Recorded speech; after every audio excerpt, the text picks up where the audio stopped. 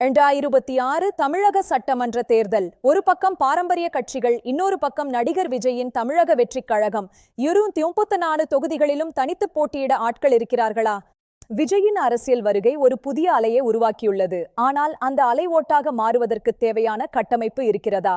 ஒரு தொகுதியில் போட்டியிட குறைந்தபட்சம் 250 முதல் 300 பூத் கமிட்டி உறுப்பினர்கள் தேவை. 234 தொகுதிகளுக்கும் கணக்கிட்டு பாருங்கள். சுமார் 65,000 முதல் 70,000 தொண்டர்கள் களத்தில் நிற்க வேண்டும். விஜயிடம் இந்த எண்ணிக்கை இருக்கிறதா? பாஜகவின் குஷ்பு சுந்தர் இதே கேள்வியைத்தான் முன்வைக்கிறார். விஜய்க்கு மக்கள் செல்வாக்கு இருக்கலாம், ஆனால் கட்சியின் வேர் பலமாக உள்ளதா? பாஜக மாநில துணைத் தலைவரான குஷ்பு விஜயின் அரசியல் நகர்வுகளை மிக உன்னிப்பாக கவனித்து வருகிறார். வெறும் 234 பேர்களை பட்டியலில் சேர்ப்பது எளிது. ஆனால் தேர்தலில் வெற்றி பெறக்கூடிய தகுதி வாய்ந்த வேட்பாளர்கள் எங்கே? ஒவ்வொரு மாவட்டத்திலும் உள்ள உள்ளூர் பிரச்சனைகளை அறிந்த மக்களிடம் செல்வாக்கு மிக்க வேட்பாளர்களை கண்டறிவது ஒரு பெரும் சவால். திமுக மற்றும் அதிமுக போன்ற கட்சிகள் பல தசாப்தங்களாக கட்டமைக்கப்பட்ட ஒரு வலுவான வலைப்பின்னலை கொண்டுள்ளன. அதை ஒரு சில ஆண்டுகளில் உருவாக்கிவிட முடியும் என்று விஜய் நினைக்கிறாரா? அல்லது அவரது ரசிகர் மன்றங்களே போதுமா? ரசிகர் மன்றங்கள் உணர்ச்சி வசப்பட்டவை. ஆனால் அரசியல் கட்சி என்பது திட்டமிடப்பட்ட ஒழுங்குடன் இயங்க வேண்டும். ரசிகர்களை தொண்டர்களாக மாற்றுவதில் உள்ள சிரமங்களை நாம் ஏற்கனவே மற்ற நடிகர்களின் விஷயத்தில் பார்த்திருக்கிறோம். குறிப்பாக உதயநிதி ஸ்டாலின் விஜய் இடையிலான ஒரு நேரடி போட்டி தமிழக அரசியலில் பெரும் எதிர்பார்ப்பை உருவாக்கியுள்ளது. ஆளுங்கட்சியின் அதிகார பலத்தை எதிர்கொள்ளும் அளவுக்கு விஜயிடம் களப்பணியாளர்கள் இருக்கிறார்களா? கொள்கை அறிவிப்புகள் மட்டும் போதாது, அதை மக்களிடம் கொண்டு செல்ல ஒவ்வொரு வார்டிலும் ஒரு பிரதிநிதி தேவை. தமிழகத்தில் உள்ள 12,000க்கும் மேற்பட்ட ஊராட்சிகளிலும் விஜயின் கொடி பறக்க வேண்டும் என்றால் அதற்கான ஆட்கள் எங்கே? ஒருவேளை 234 இடங்களிலும் ஆட்கள் இல்லை என்றால் விஜய் கூட்டணி கணக்குகளை தொடங்குவாரா?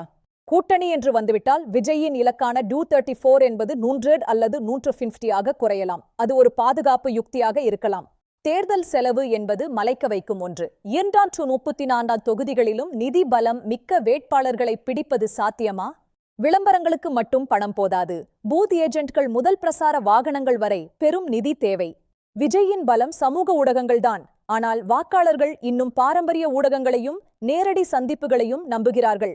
கிராமப்புற வாக்காளர்களை சென்றடைய டிஜிட்டல் தொழில்நுட்பம் மட்டும் போதாது, களத்தில் மனிதர்கள் வேண்டும். எம்ஜிஆர் தனது ரசிகர் மன்றங்களை ஒரு அரசியல் இயக்கமாக மாற்ற பல ஆண்டுகள் உழைத்தார். விஜய்க்கு அந்த அவகாசம் உள்ளதா? அதிமுக உருவாக்கப்பட்ட போது இருந்த அரசியல் சூழலும் இன்றைய சூழலும் முற்றிலும் வேறானவை. சவால்கள் இப்போது அதிகம். கமல்ஹாசனின் மணீம பெற்ற வாக்கு சதவீதமும் ரஜினிகாந்தின் அரசியல் பின்வாங்கலும் விஜய்க்கு ஒரு பாடமாக இருக்கும். குறிப்பிட்ட சில நகரங்களில் மட்டும் வாக்கு பெறுவது வெற்றியை தராது. அனைத்து தொகுதிகளிலும் சீரான பலம் வேண்டும். குஷ்பு கூறுவது போல அரசியல் என்பது 100 மீட்டர் ஓட்டப்பந்தயம் அல்ல, அது ஒரு மாரத்தான்.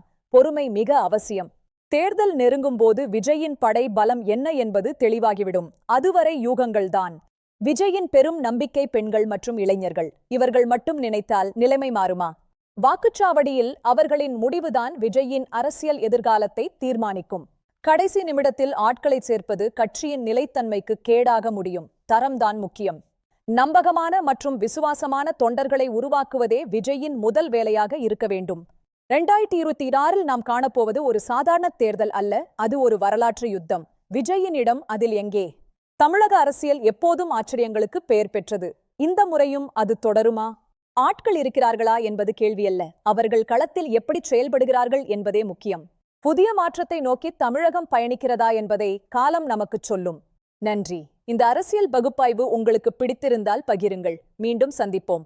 தமிழக அரசியலின் உண்மை நிலவரங்களுடன் தொடர்ந்து இணைந்திருங்கள். வணக்கம்.